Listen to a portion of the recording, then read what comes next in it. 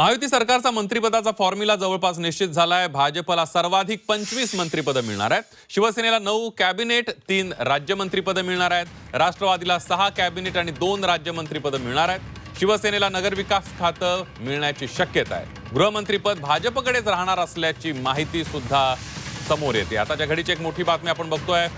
महायुती सरकारचा मंत्रिपदाचा फॉर्म्युला जवळपास निश्चित झालाय। भाजपला सर्वाधिक 25 मंत्रिपदं मिळणार आहेत। शिवसेनेला 9 कॅबिनेट, 3 राज्यमंत्रीपदं मिळणार आहेत। राष्ट्रवादीला 6 कॅबिनेट आणि 2 राज्यमंत्रीपदं मिळणार आहेत। तर शिवसेनेला नगर विकास खातं मिळण्याची शक्यता आहे। तर गृहमंत्रीपद भाजपकडेच राहणार असल्याची माहिती आहे। गृहमंत्रीपदावरून भाजप आणि शिवसेनेमध्ये मागच्या काही दिवसांपासून रस्सीखेच असल्याचं पाहायला मिळतं।